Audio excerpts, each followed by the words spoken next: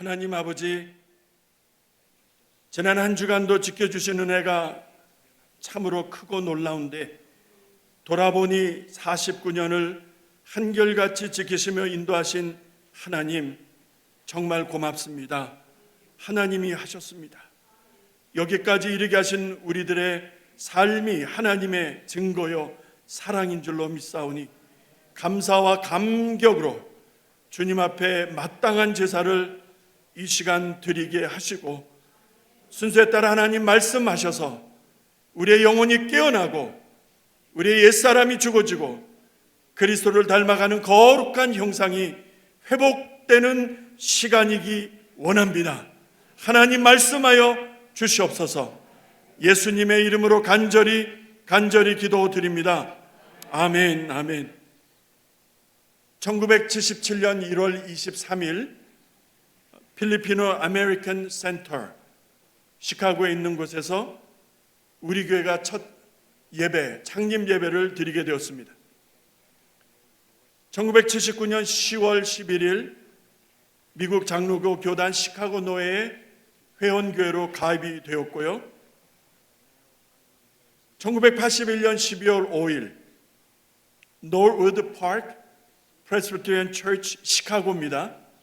그곳으로 장소를 옮겨 예배당을 이전하여 예배를 드리게 되었습니다. 그리고 얼마 지나서 1984년 10월 현재 이 건물, 그 당시에는 이 본단과 친교실이 없는 저쪽 구건물만을 얘기합니다. 그 건물을 매입하고 11월 8일 동년에 이전하게 되었습니다. 그리고 1990년 6월 3일 지금 이 건물 본당과 친교실을 완공하고 헌당 예배를 하나님께 드리게 되고 오늘에 이르게 된 것입니다. 정리해 보니까 시카고 지역에서 약 7년을 하나님을 섬기게 되었고 그리고 이곳 나일스 지역으로 옮겨져서 42년 올 2026년을 기점으로 해서 42년을 섬기게 되니 올해가 그리고 오늘이 교회가 세워진 창립 49주년이 되는 뜻깊은 날이라는 것을 말씀을 드립니다. 우리가 한 것입니까? 사람이 한 것입니까? 하나님이 여기까지 도우시며 인도하셨으니 하나님이 하셨으니 하나님은 에베네셀의 하나님이신 줄로 믿습니다. 때로는 광야와 같은 힘든 형편에 우리를 두셨습니다. 때로는 사막과 같은 처절한 곳에 우리를 두시고 걷게도 하셨습니다. 그러나 분명 하나님은 광야에 길을 내셨고 사막에 강물이 흐르게 하셔서 우리의 가람을 해결해 주시고 우리의 어려움을 도와주셔서 오늘 여기까지 이르게 되었으니 하나님이 하신 줄로 믿습니다. 이 뜻깊은 주일 아침에 우리는 창세기 22장을 읽었습니다. 이곳에서 하나님은 여호와 이레를 말씀하고 계십니다. 하나님이 하나님의 산에서 준비하신다는 이 의미를 담은 여호와 이레, 그 옛날 있었던 이 사건이 오늘을 사는 여러분과 저에게 어떻게 들려져야 될 것인가? 여러분과 제가 집중하기를 원합니다. 한자어를 좀 올려주시겠습니까? 고난과 시련입니다. 이 말이 우리는 일상에서 막 섞어서 썼다고 생각이 되렵니다.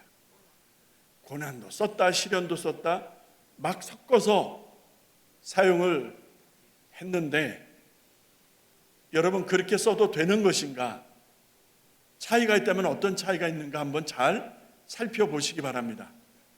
우리 말로는 비슷비슷한 것 같은데 한자어로 보시게 되면 그 내용이 확연히 다르다는 것을 알 수 있습니다. 괴로울고 어려울 난, 괴롭다 어렵다라는 고난이고요. 시련은 시험할 시고 그 다음에 단련, 연단할 연자를 썼습니다.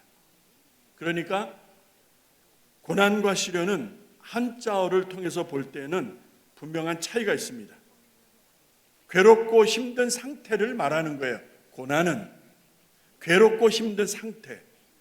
그러니까 질병으로 인한 어떤 힘든 상태, 가난으로 인한 어떤 경제적인 어려운 상태, 실패했어요, 실직했어요, 재난재해로 인해서 어떤 어려움이 생겼습니까? 그런 어려운 상태를 고난이라고 말씀드릴 수 있겠습니다. 그렇다면 시련은 그 고난이 계속되어지는 상태를 말한다는 것이죠. 고난이 계속 반복되어지고 오래오래 흘러가는 동안에 겪게 되는 그 고통의 시간 과정을 우리는 시련이라고 해야 할 것입니다.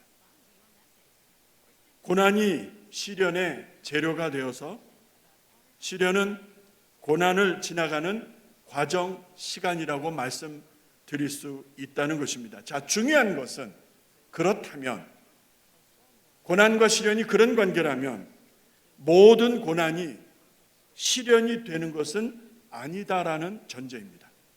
여러분 저를 따라오고 계십니까? 자, 고난이 시련이다. 아니요. 그럴 수도 있고 아닐 수도 있다는 거예요. 왜냐하면 내가 지금 당한 고난이 어떤 이들에게는 변화와 성장과 성숙으로 나아가는 계기가 되는데 어떤 이들에게는 그렇지가 않더라는 거예요. 고난이라는 고통스러운 어떤 일을 만났을 때 어떤 사람은 변화의 계기가 되지만 어떤 사람은 무너지는 기회가 되더라는 것이죠. 고난이 어떤 이에게는 기회가 되어서 연단에 연단, 단련되고 단련되는 것이죠. 대장장이가 시뻘겋게 달겨진 그 쇳덩어리를 계속 두들기지 않습니까? 단련연자죠. 단련연자. 계속 두들기다가 어느 쯤 되면은 다시 물속에다 집어넣어서 식히고 다시 불구덩이에다 집어넣고 다른 일을 합니다.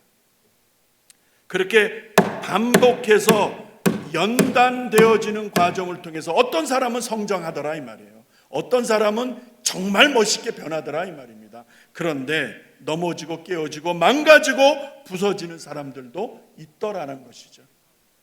그러니까 고난이 꼭 시련이 되는 것은 아니다라는 말을 말씀드리고 싶습니다. 여기서 우리가 신중하게 짚어야 될 것은 그럼에도 불구하고 하나님이 고난이라고 하는 도구를 쓰신다는 것입니다. 하나님이 고난이라고 하는 특정한 기간, 시간을, 환경을 쓰신다라는 것을 여러분이 알고 제가 잘 압니다. 만약에 여러분이 그렇게 확신이 되고 제가 확신이 된다면 그러면 우리가 문제를 하나님께 반문하듯이 이렇게 물을 수 있어요. 하나님, 왜 고난을 내게 주십니까? 왜, 무엇 때문에 그리하십니까? 라고 묻지 않을 수가 없다라는 것이죠. 왜? 고난은 너무 아프니까. 고난을 진짜 겪어본 사람은 알아요. 고난은 얼마나 아픈데요. 너무 아프니까. 너무 아파서 잠을 못 자니까. 밥을 못 먹으니까. 고난 당해본 사람은 알잖아요. 왜 이런 것을 하나님 허락하십니까? 하나님 앞에 통곡하듯이 물을 수가 있다는 것이죠. 이 아픈 시간이 도대체 무엇이길래 다른 방법도 있으실 텐데 다른 방법으로도 하실 수 있을 텐데 왜 굳이 이렇게 아프게 하십니까? 라고 하나님께 반문할 수 있다는 것이죠. 교회 여러분, 고난으로 시련이라고 하는 연단의 시간을 지나가지만 이 과정에서 하나님이라는 분을 아셔야 된다는 거예요.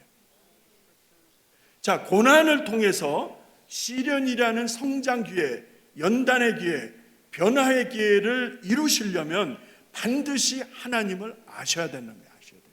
그러니까 고난 속에서 하나님을 아셔야 된다는 거예요. 고난당한 것이 내게 유익이라. 이래서 내가 주의 율례를 배우게 되었습니다. 하나님의 법을 배우게 되었습니다. 언제? 고난의 때에. 근데 고난의 때에 망가지고 부서지니까 하나님은 알기는커녕 신앙까지 다 팔아먹으니까 몹쓸 질병으로 인해서 고통당하고 투병 중에 있는 사람들을 보세요. 그래도 웃잖아. 그대로 웃잖아. 그래도 감사하잖아.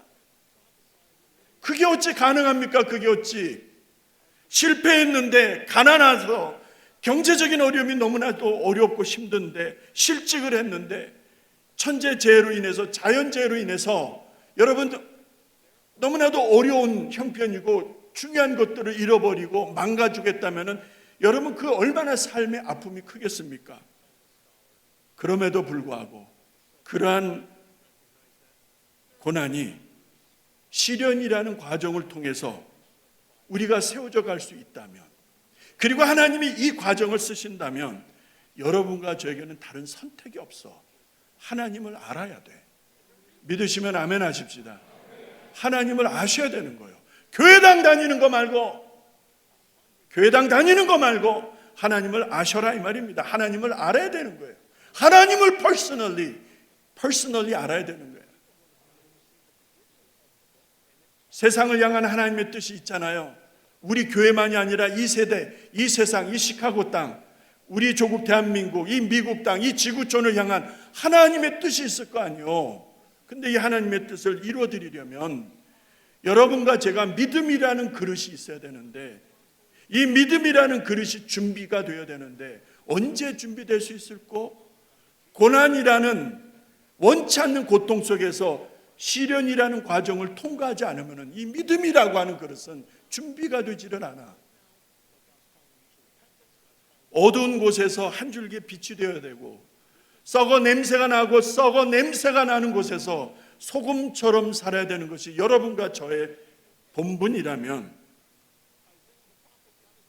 더 깊어지고 더 연단되어지고 더 단단해져야 되는데, 그러면 그 고난이 하나님께서 나를 더 그렇게 멋지게 세우시려는 하나님의 섭리적 도구라는 것을 여러분과 제가 알아야 되는데, 이를 우약고 나의 마음은 온유하고 겸손하니 내게 와서 배우라. 나의 멍에는 쉽고 가벼움이니라. 주님이 말씀하세요. 와서 배우래요. Come and learn. 와서 배우라는 거예요. 뭐를 배워? 예수의 마음을 배우라는 거예요. 예수의 마음은 온유하고 겸손하대요. 여러분, 예수님의 마음을 배우는 그 시간이 여러분 스윗하고 편하고 즐겁고 좋고, 만약 그렇다면 얼마나 좋겠습니까? 근데 하나님은 특별한 기회, 특별한 시간, 특별한 어떤 사건, 특별한 어떤 환경, 상황을 만드셔서 우리를 그 안에 두시는 것을 볼 수 있습니다. 그것이 고난이라는 단어로 해석이 되어진다면 여러분과 제가 그 고난을 당했을 때, 어려움을 만났을 때, 억장이 무너지는 속상한 일을 앞에 두었을 때 하나님을 알아야 된다는 거예요. 하나님을 믿어야 된다는 거예요. 아멘이십니까 여러분? 그렇지 않으면 시련이라는 과정을 지나갈 수가 없어. 지나갈 수 없어.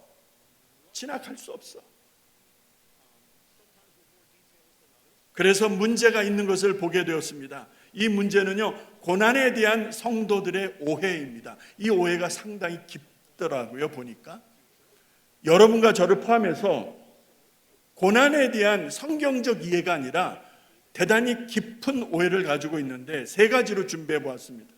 그 첫 번째가 고난은 나의 죄 때문에 생긴다는 거예요. 그럴 것 같은데, 근데 이게 얼마나 잘못되고 위험한 것인지를 여러분 잘 보실 수 있어야 돼요. 나의 죄 때문에 고난이 온다는 거예요. 나의 실수와 잘못 때문에 고난을 겪게 된다는 거예요. 그러면 몹쓸 병을 내가 갖게 되었다고 하면은 뭔가 죄가 지고, 뭔가 잘못했고, 남에게 뭔가 해서는 안 될 나쁜 어떤 행동이 있었기 때문이라는, 그렇죠? 그런 원인과 결과로 보신다는 거 아니에요? 두 번째는 믿음이 없기 때문에, 이것도 맞는 것 같은데, 자, 믿음이 없으니까 고난을 받는데요. 여러분은 어찌 생각하십니까? 믿음이 없으니까 고난을 받아요? 세 번째, 성경에 대한 무지입니다. 구약 신약 성경을 이렇게 쭉 읽다 보면 하나님은 분명 고난이라고 하는 특별한 어떤 상황, 환경, 시간을 쓰시는 것을 알 수가 있어요. 광야 40년이 아주 좋은 예가 될 것입니다. 그렇죠?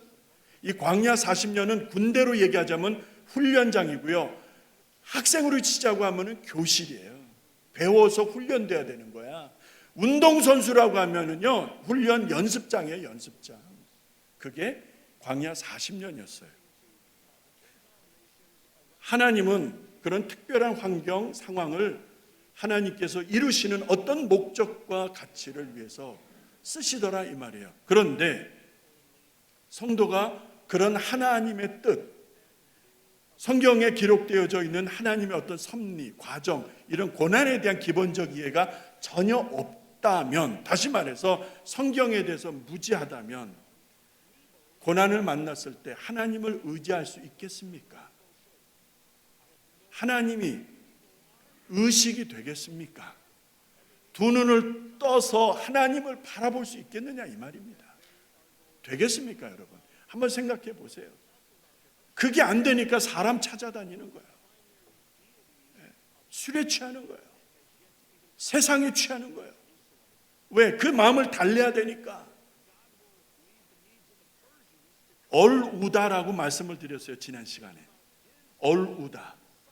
얼우다에서 파생되어진 게 어른이라는 말이에요. 이 얼우다라는 말은 합하다, 결혼하다 이런 뜻이 있는 고어예요. 성인이라는 말은 법적 용어라고 그랬어요. 성인은 18살 되면 뭐든지 할 수 있고, 혹은 21살 되면 뭐든지 할 수가 있는 거예요. 들어가고 싶은데 들어갈 수도 있고, 하고 싶은 거 다 할 수 있고, 뭐 마시고 싶은 거 다 할 수 있고.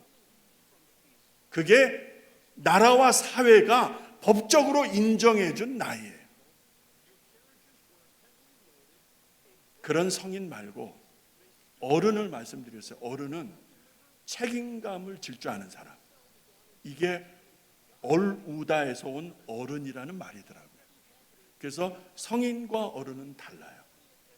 그래서 교회에도 가정에도 어른이 계셔야 돼요. 어른이 없으니까 어른 같은 아이들이 있는 거예요. 죄송합니다. 그래서 Adult Child Syndrome이라는 말이 있다고 그랬어요. 겉은 어른인데, 겉은 아주 괜찮은 어른인데, 근데 그 속을 까보니까 애야 애. 여러분, 이것이 남의 얘기가 아니라 오늘 우리들의 영적인 현주소일 수 있기 때문에 고난에 대한 편향적인 태도, 깊은 오해가 너무 심각하다는 거예요. 너무 편향적인 거예요. 너무 긍정적으로 얘기하거나 너무 부정적으로 얘기하거나, 고난에 대해서 뭐든지 죄와 연결하고 뭐든지 잘못과 연결하고 뭐든지 긍정적으로 보는 경우도 있어요. 이 고난이 말이야, 내가 복을 받은 징조야. 그럼 뭐 틀린 말은 아닌 것 같던데, 근데 문제가 있다는 거예요. 너무나 어느 한쪽으로 치우쳐진 편향적인 자기 주장이라는 게 자기 주장. 성경이 말씀하시고 하나님이 의도하신 고난의 의미는 아니다라는 것입니다. 창세기 22장에서 아브라함이 경험한 여호와 이레, 고난으로 포장되었던 하나님의 섭리가 여호와 이레로 드러나는 그 장면입니다. 아브라함에게는 감당할 수 없는 아픔이었어요. 금지옥역, 자기도 죽은 몸, 자기 아내 사라도 죽은 몸, 생명을 잉태할 수 없는, 양육할 수 없는 다 늙은 몸인데, 근데 그들 몸에서 태어난 아들 이삭, 여러분 얼마나 좋았겠어요. 얼마나 사랑스러웠겠어요. 밖에 나가서 볼일 보다가도 붕어빵이든 뭐든 사가지고 얼른 집으로 돌아가지 않았겠습니까, 여러분? 왜? 아들 이삭이 보고 싶어서. 세상에 이 아들보다 더 소중한 게 있었을까? 아브라함 스스로 자기를 가리켜 내 목숨보다도 더 소중한 아이라고 하지 않았겠습니까? 여러분, 그렇죠. 이게 합리적인 추론이에요. 그런 아브라함에게 이삭을 하나님이 달라는 거예요. 그것도 번제로 내어놓으라는 거예요. 번제로 쓰일 불과 나무는 다 준비되었는데 어린 양이 없었던 터라 그 이유를 아들이 아비에게 묻는 거예요. 아버지, 양이 없어요. 라고 물을 때 이삭이 딴 데 보면서 물었을까요? 아버지의 눈과 아버지 입에서 뭔가 말을 하실 것을 주목하면서 이삭이 물었을 것은 분명합니다.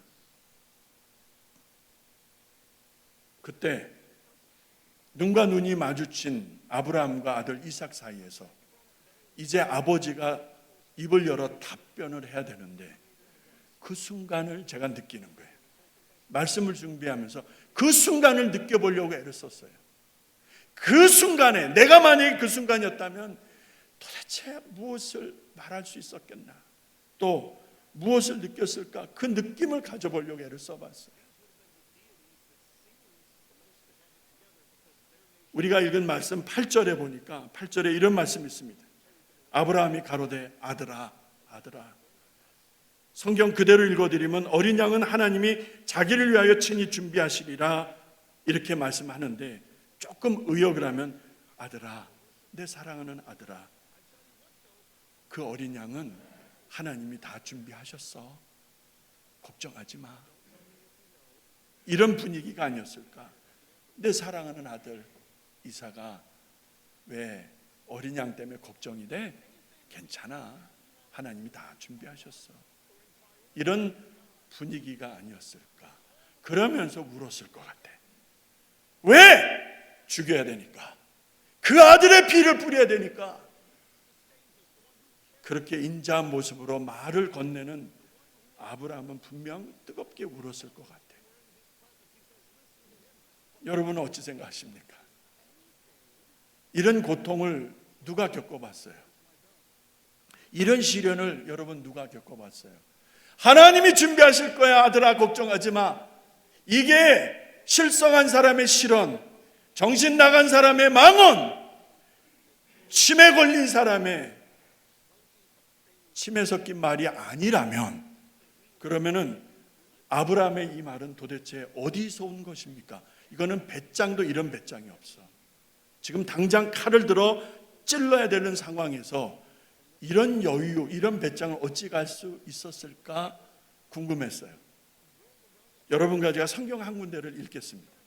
아마도 저는 여기에 근거를 두고 싶어요. 창세기 15장 1절에서 4절입니다. 제가 읽고 같이 읽겠습니다 하면 여러분 같이 따라와 주세요. 1절에 보시게 되면 아브라함을 위로하시는 하나님의 메시지가 주어집니다. 아브라함아, 두려워하지 마라. 두려워하지 마라. 나는 내 것이야. 나는 너의 것이야. 나는 너의 방패야. 상급이야. 하나님이 아브라함을 위로하세요. 그럴 때에 아브라함이 툭 던지는 말이 뭡니까? 나는 무자합니다. I have no children. 그러니 나의 이 모든 고난과 상속은 엘리에셀의 것이니이다. 2절의 말, 저 엘리에셀이 뭐죠? 종의 종, 종의 이름을 얘기하는 거예요. 3절에 보세요. 내 집에서 길리운, 내 집에서 내 옆에서 내 종 노릇을 했던 내 몸종 엘리에셀이 내 후사가 될 것이 아니요, 하나님을 설득하잖아. 그때 4절에 하나님이 이렇게 말씀하세요. 아니, 그 사람은 너의 후사가 아니야. 내 몸에서 날 자, 내 몸에서 날 자. 살아도 죽은 몸, 자기도 죽은 몸. 그렇잖아요. 나이 100세가 돼서 아이를 낳는다. 이게 가능한 일입니까? 의학적으로, 특별히 의학적으로. 여러분, 내 몸에서 날짜가 내 후사가 되리라는 이 하나님의 말씀 다음에 5절에 가면은 이제 나오잖아요. 5절을 제가 말씀드릴게요. 여러분 성경에 보시면 나옵니다. 5절에 저 말씀을 하시고 하나님이 아브라함을 데리고 밖으로 나가셔서, 그리고 그 어두운 밤하늘을 보여주십니다. 그리고 이렇게 말씀하세요. 하늘을 우러러 뭇별을 셀 수 있나 보라. 조금 의역하면 아브라함아, 아브라함아, 너 지금 하늘을 보고 있느냐? 네. 하늘에 무엇이 있느냐? 별들이 있어요. 내 눈으로 저 많은 뭇별들을 셀 수 있느냐? 라고 물으니 아니요. 이런 분위기라는 거예요. 이런 분위기. 이런 분위기예요. 이런 분위기에서 하나님이 뭐를 말씀하시는가? 5절에 보시면은요, 아브라함에게 하나님이 내 자손이 이와 같을 것이야. 내 몸에서 난 너의 후사를 통하여 너의 후대가 이렇게 될 것이야. 하나님이 일방적으로 약속하시잖아요. 아브라함이 무슨 아부를 했어요? 부탁했어요? 하나님이 일방적으로 선포하시잖아. 너의 후사가 이렇게 될 것이야. 엘리에셀이 아니라 내 몸에서 날짜를 통하여 내가 이렇게 할 것이야 라는 이 체험이 있었어요. 이제 오늘 말씀 22장으로 가게 되면 아들의 심장에 칼을 꽂아야 되는 아브라함의 마음속에 떠올려졌던 한 생각이 바로 이게 아니겠는가. 그 하늘, 그 밤하늘의 무뼈를 바라보면서 내 몸에서 난 자식을 통하여 하나님이 이렇게 축복하시겠다고 했는데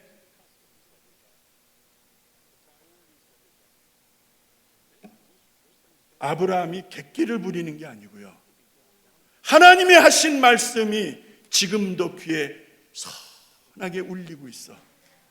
그리고 그 눈에도 지금도 그려지고 있는 거야. 그 밤하늘에 셀 수 없는 그 많은 별들, 뭇별들처럼 나와 내 후대를 이렇게 하시겠다는 그 하나님의 시각적인 은혜와 귀로 들려지는 육체적인 피지컬한 은혜까지 아브라함이 그것을 가지고 있으니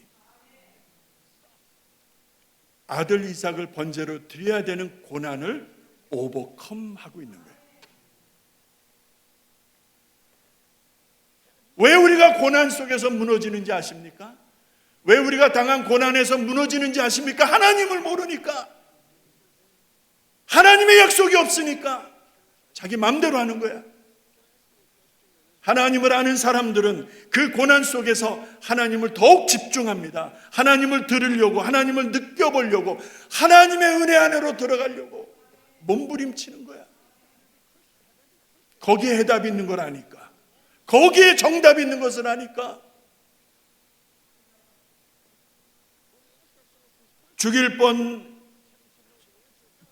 죽임을 당할 뻔했고 여러 차례, 그리고 미움을 당하고 억울하게 끌려가고 팔려가고, 그런데 그 집 주인 여자가 자기를 겁탈하려고 그랬다는 모함까지 해서 되는 일 없이 계속 깨어지다가 이제는 죽을 목숨으로 옥에 갇혀 있는 요셉.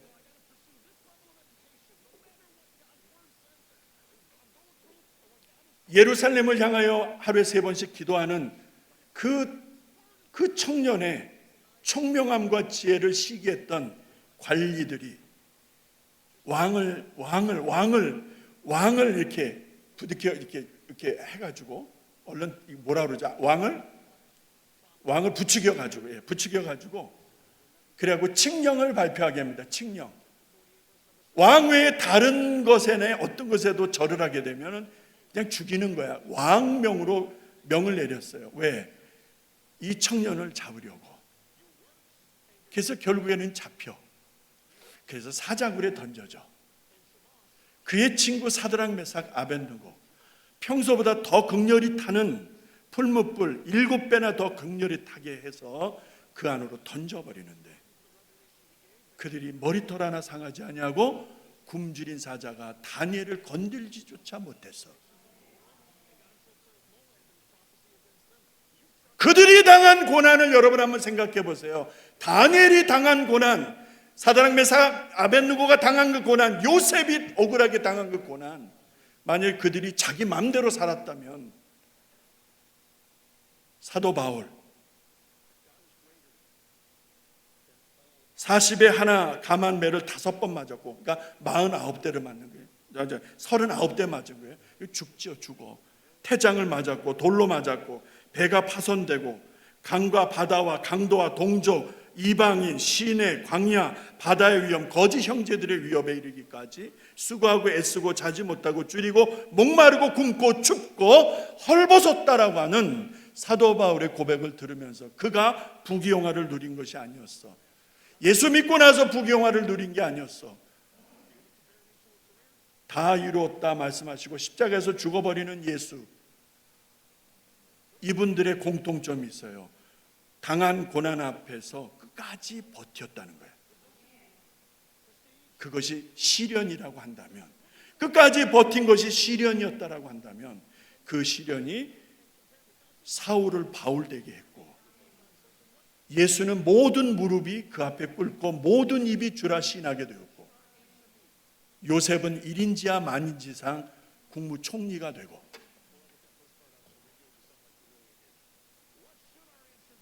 여호와 이레, 하나님이 준비하시는 하나님의 방법, 누구에게 주어지는 은혜입니까?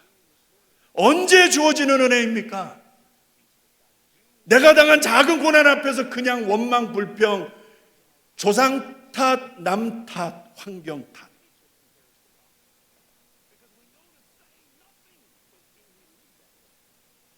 누구에게 이 여호와의 이레가 주어질까요? 하나님은 어제나 오늘이나 영원토록 동일하신데, 그 옛날 이렇게 여호와 이레로 은혜와 축복을 주신 하나님이 오늘도 동일하게 역사하시는 거 여러분이 믿는다면, 누가 이 여호와의 은혜를, 여호와 이레의 은혜를 누릴 수 있겠는가? 여러분이 당한 그 고난의 현장에 답이 있습니다. 함부로 살지 마세요. 함부로 말하지 마세요. 함부로 판단하지 마세요. 왜? 하나님의 기준이 있어요. 고난을 우리에게 허락하셨다면 하나님은 우리에게 기대가 있고 계획이 있고 목적이 있다는 거예요. 사진 한 장을 보시겠습니다. 사진 한 장을 보는데 정말 예뻐요.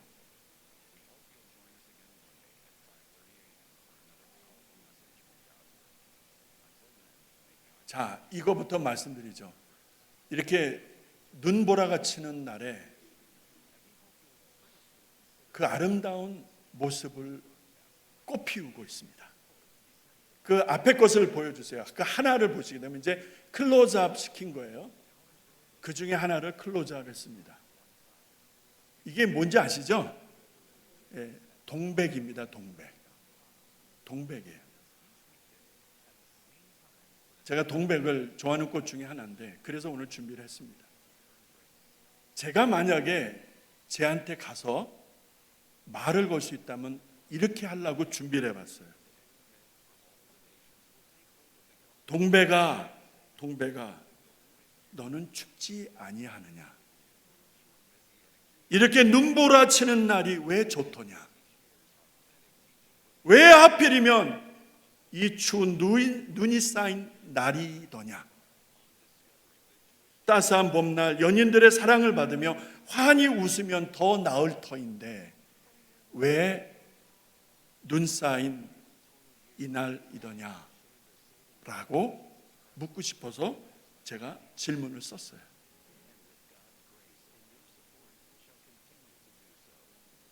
저 추위와 쌓인 눈을 뚫고 저 옆에 있는 동백의 몽우리는 이제 좀 있으면 필 것 같아요. 그죠? 저 아름답게 모습을 드러낸 동백을 보면서 여러분, 저 하찮은 미물도 추위와 눈보라를 이겨내며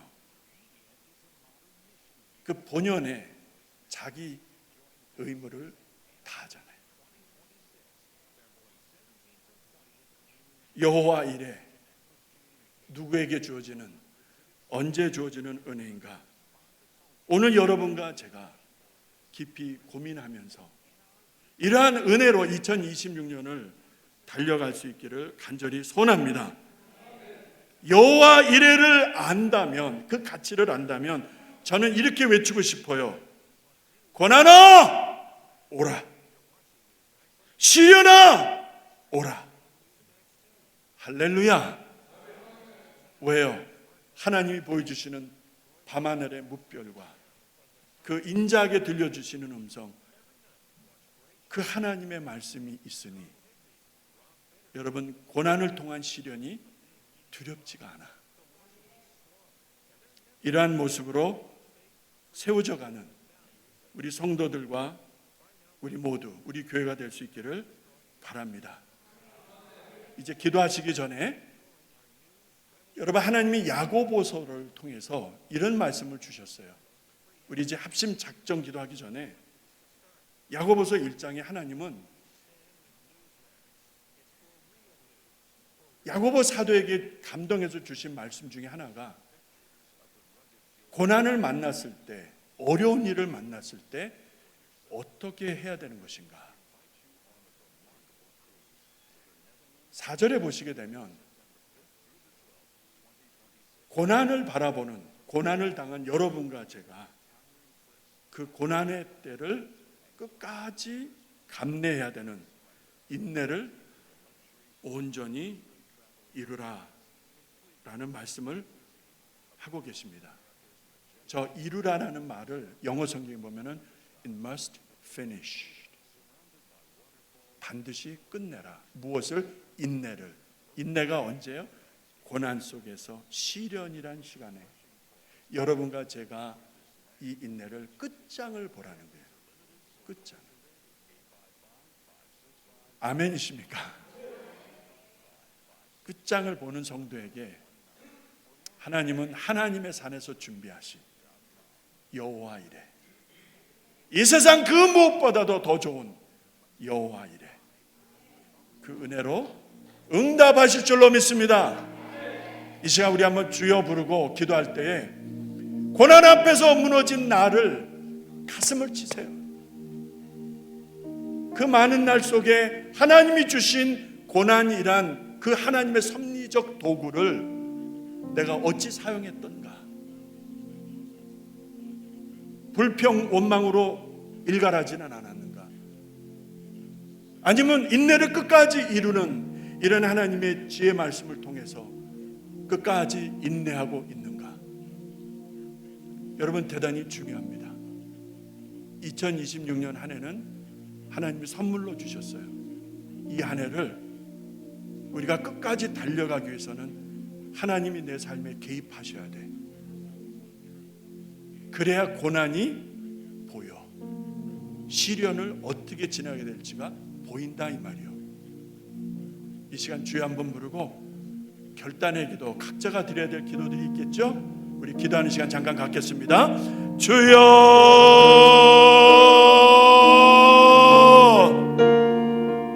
아버지 하나님, 아버지 하나님, 아버지 하나님, 쉽게 넘어졌습니다. 깨어졌습니다. 망가졌습니다. 다시 일어나게 하시옵소서. 고난의 현장에서 아버지 하나님, 우리가 다듬어질 수 있도록 더 깊이 담아줄 수 있도록 더 단단하게 세워질 수 있도록 주여 도와주시옵소서. 하나님 도와주시옵소서. 주의 은혜가 넘치고 우리 하나님의 은혜가 속에서 감당할 수 있는 우리 성도들도 주여 축복하여 주시옵소서. 내 아버지 하나님, 흩어지지 않게 하소서. 연약해지지 않게 하소서. 타협하지 않게 하소서. 다시 한번 일어나 주님을 바라볼 때에 주님께서 붙들어 주실 줄로 믿사옵니다. 연약한 지체들 주여 붙잡으시고 인도하셔서 일으켜 세워 주시옵소서. 할렐루야, 할렐루야.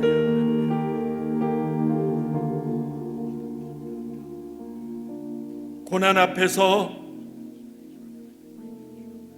시련의 시간 속에서 그 누구에게 위로를 얻으려고 하기보단 주님 앞에서 외로이 서서 더 깊어지는 믿음이어야겠다, 더 단단해지는 성품이어야겠다, 이 간절함을 주님께 올려드릴 수 있기를 바랍니다. 여호와 이레는 오늘도 우리 삶 속에서 경험되어지는 은혜입니다. 정신 차리고 믿음으로 굳게 서서 가십시다. 고난을 두려워하지 말고, 반복되는 고난으로 말미암은 시련도 두려워하지 말고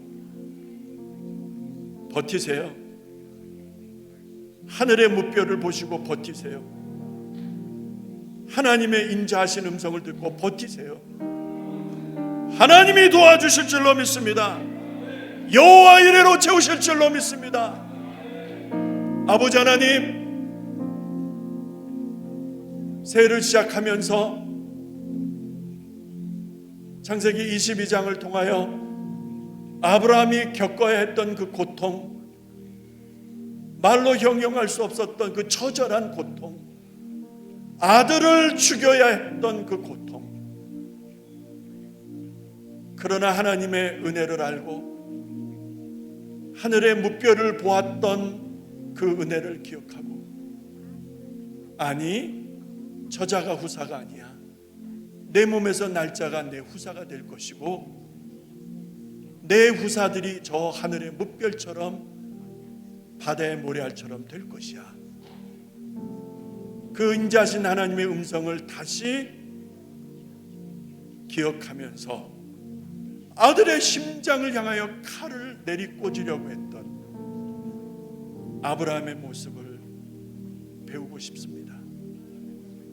하나님을 아는 것이 이리도 중요한데, 하나님을 의지하는 것이 이리도 중요한데, 그래야 고난을 이겨낼 수 있고 시련을 뚫고 갈 수 있다는 것을 알게 됐사오니 하나님, 우리 성도들 붙잡아 주시옵소서. 흐트러지지 않게 하시고 연약해지지 아니하도록 강하게 붙들어 주시옵소서. 순서에 따라 봉헌 기도드립니다. 하나님 앞에 드려지는 예물입니다. 우리 성도들의 땀이 있고 눈물이 있고 한 주간 열심히 살아온 삶을 함께 담아서, 간절한 기도의 제목과 함께 담아서 올려드립니다. 하나님이 받으시는 향기로운 제물 되게 하셔서 이곳이 쓰여지는 곳마다, 이 예물이 드려지는 곳마다 하나님의 선한 역사, 피 묻은 예수의 복음의 능력이 증거되게 하심으로 영혼들이 살고 복음의 능력이 증거되는 거룩한 하나님의 도구로 축복하여 주시옵소서. 성도들의 가정과 일터와 생업 현장 속에 함께하사 성실하게 땀 흘려 애를 쓴 그 결과를 꼭 거두게 하시고, 세상은 불황이라 할지라도 하나님의 권속들이 경영하는 일에는 잘되는 역사가 이어지게 하시옵소서. 몸이 아픈 우리 성도들, 우리 이호준 권사님, 우리 이금희 권사님, 우리 윤형정 권사님, 하나님 연약한 여정들을 불쌍히 여겨주시고, 또 이런저런 삶의 어려움 속에 위축되어져 있는 성도들도 있사온데 이 시간 신방하셔서 주의 능력의 손으로 안수하사 딸아, 아들아, 일어나라, 힘을 내라 말씀하여 주시옵소서. 감사합니다. 사랑합니다. 49년을 지켜주신 하나님이 하셨습니다. 예수님의 이름으로 기도합니다. 아멘. 우리 다 같이 일어나